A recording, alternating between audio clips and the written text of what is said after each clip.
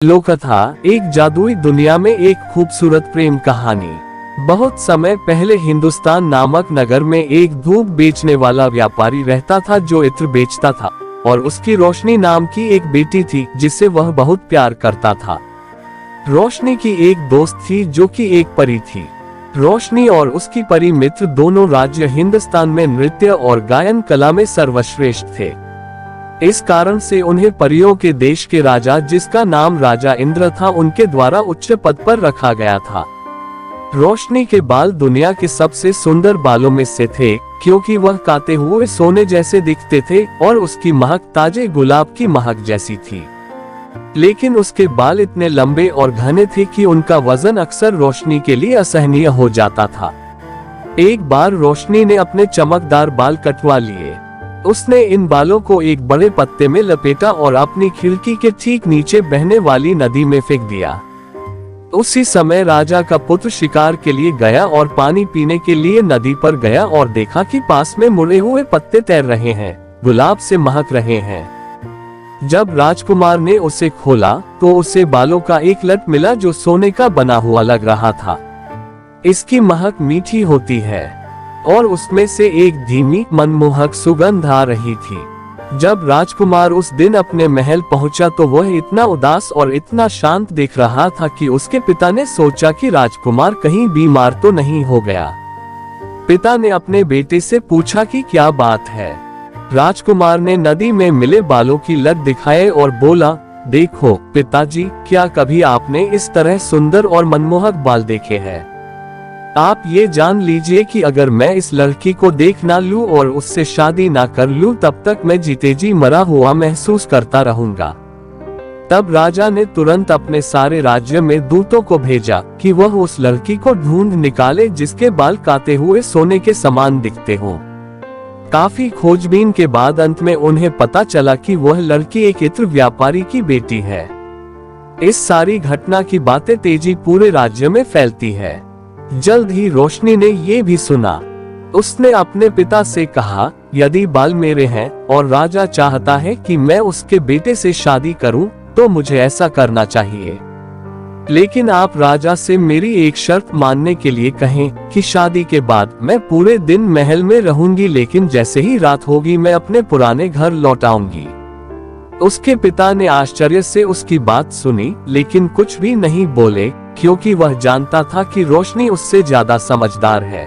बेशक बाल रोशनी के थे और जल्द ही राजा ने इत्र व्यापारी को बुलाया और उससे कहा कि वह चाहता है कि उसकी बेटी की शादी राजकुमार से हो। व्यापारी ने अपना सिर 3 बार जमीन पर झुकाया। उसने कहा, है राजन, आप ही हमारे स्वामी है और जो कुछ आप हमसे कहते हैं वो हम करेंगे, किंतु मेरी बेटी केवल इतनी अनुमति चाहती है कि यदि शादी के बाद वह पूरे दिन महल में रहती है तो उसे हर रात अपने पुराने घर लौटने की अनुमति दी जाए।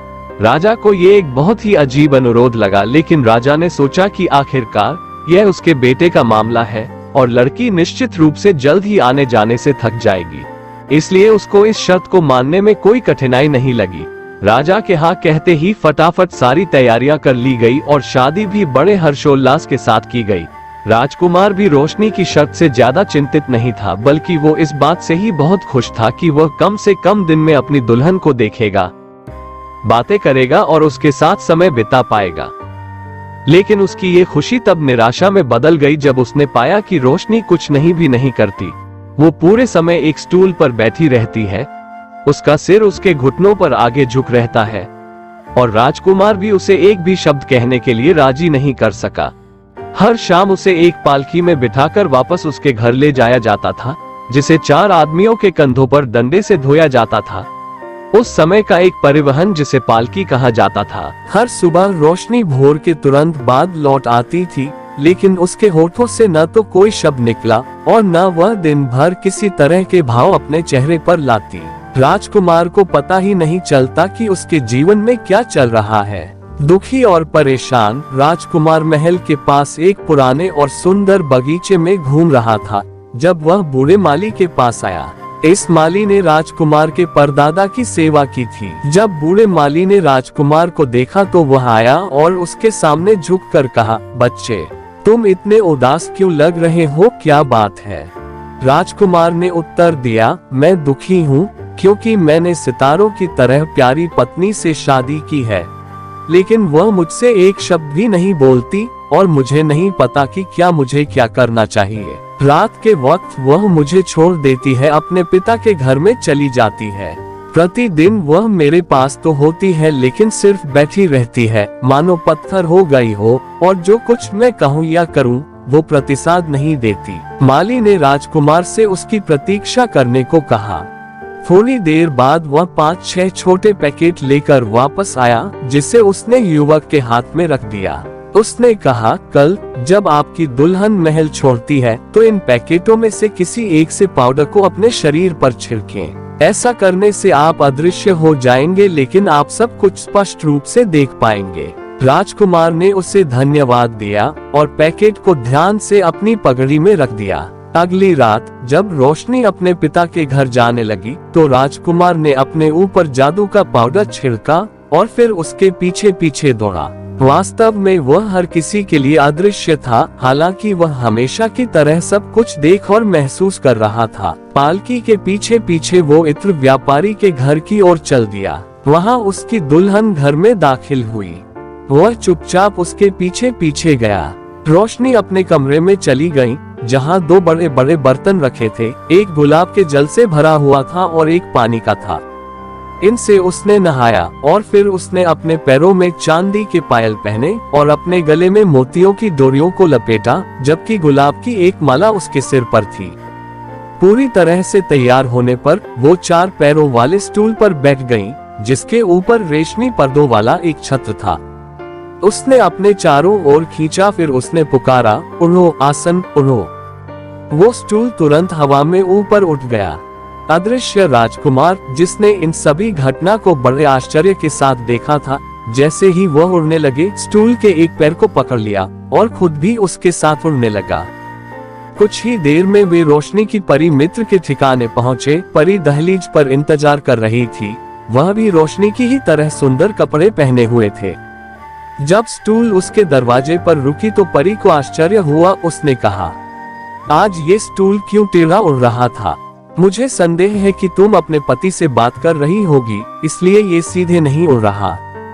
लेकिन रोशनी ने बताया कि उसने अपने पति से एक भी शब्द नहीं कहा है और उसे नहीं पता कि स्टूल क्यों एक तरफ झुक के उड़ रहा है।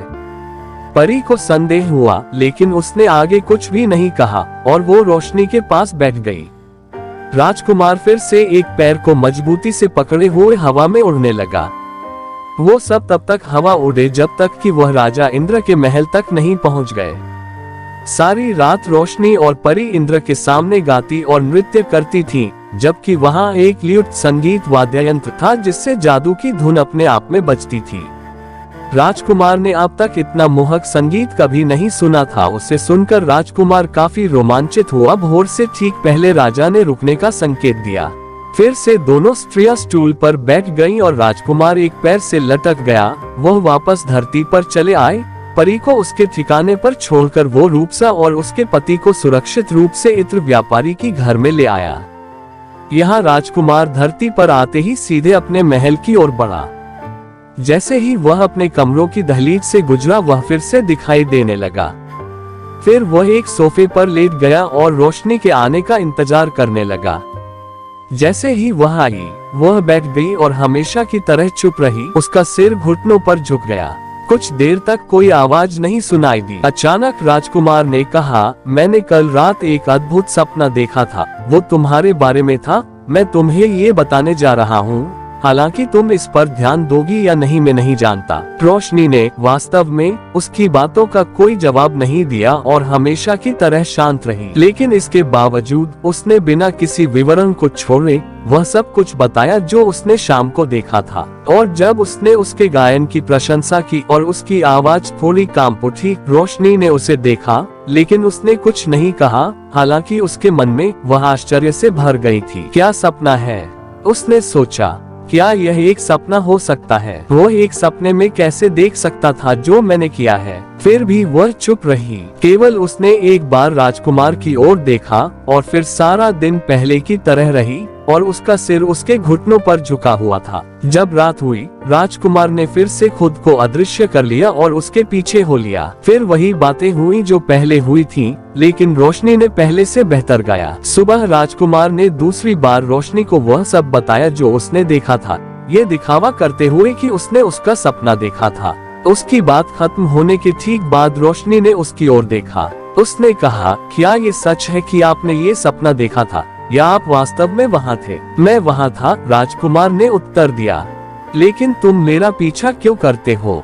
रोशनी ने पूछा। क्योंकि, राजकुमार ने उत्तर दिया, मैं तुमसे प्यार करता हूँ और तुम्हारे साथ होने में मुझे खुशी होती है।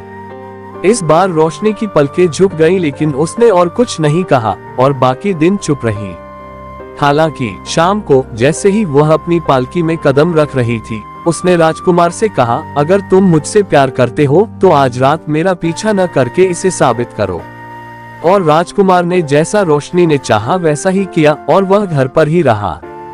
उस शाम जब वह और उसकी सहेली ने जादुई स्टूल पर हवा में उड़ान भरी, तो वह इतनी अस्थिर रूप से उड़े कि वे मुश्किल से अपनी जगह पर बैठ पा रहे थे। अंत में परी ने कहा, इतने झटके लगने का एक ही कारण हो सकता है कि तुम अपने पति से बात कर रही होगी। और रोशनी ने उत्तर दिया, हाँ, मैं बात कर रही हूँ, पर अब और नहीं करूँगी। उस रात रोशनी ने इतना अद्भुत गाया कि अंत में राजा इंद्र उठे और कहा कि वह जो कुछ भी चाहे वह मांग सकती है और वह उसे दे देंगे। पहले तो वह चुप रही, लेकिन जब उसने उसे आग्रह किया तो उसने कहा, यदि आप जोर देते हैं तो मैं जादू की लूट का अनुरोध करती हूँ। राजा ने ये सुना तो उसने इतनी जल्दबाजी में एक वादा करने के लिए अफसोस हुआ, क्योंकि वह अपनी सारी संपत्ति से ऊपर खेले जाने वाले जादुई लूट को महत्व देता था। लेकिन जैसा उसने वादा किया था वैसा ही उसे निभाना होगा। तुम अब फिर कभी वापस मत आना, राजा ने गुस्से से कहा। लूट लेते ही रोशनी ने चुपचाप अपना सिर झुका लिया। वह परी के साथ दरवाजे से बाहर निकली, जहां स्टूल उनका इंतजार कर रहा था। पहले से कहीं अधिक अस्थिर रूप से ये वापस पृथ्वी पर उड़ आए। उस सुबह जब रोशनी महल में पहुंची तो उसने राजकुमार से पूछा कि क्या उसने फिर से सपना देखा है। वह खुशी से हंसा, क्योंकि इस बार के रोशनी अपनी मर्जी से उससे बात की थी। राजकुमार ने उत्तर दिया, नहीं, लेकिन मैं अब सपने देखना शुरू करना चाहता हूँ। अतीत में क्या हुआ है वो देखने के लिए नहीं, लेकिन भविष्य में क्या हो सकता है उसके लिए। उस दिन रोशनी चुपचाप बैठी रही, लेकिन जब राजकुमार ने उससे बात की तो उसने उसे उत्तर दिया। और जब सांझ हुई और उसके जाने का समय हो गया, तब भी वह बैठी रही। राजकुमार उसके पास आया और धीरे से बोला, क्या तुम आज रात अपने घर वापस नहीं जा रही हो, रोशनी? उस पर वह उठी और फुसफुसाते हुए उसकी बाहों में समा गई। फिर कभी नहीं, नहीं, मैं तुम्हें फिर कभी नहीं छोड़ूंगी। तो राजकुमार ने अपनी खूबसूरत दुल्हन को जीत लिया। उनका सारा जीवन जादू से भर गया, परियों वाले जादू से नहीं, प्यार के जादू से। मित्रों, आपको आज की ये अद्भुत लोककथा कैसी लगी हमें जरूर बताएं। दोस्तों, आपको कहानी कैसी लगी कमेंट करके जरूर बताएगा। कहानी पसंद आई हो तो वीडियो को लाइक, शेयर करें और चैनल को सब्सक्राइब करें। वीडियो को पूरा देखने के लिए बहुत बहुत धन्यवाद दोस्तों।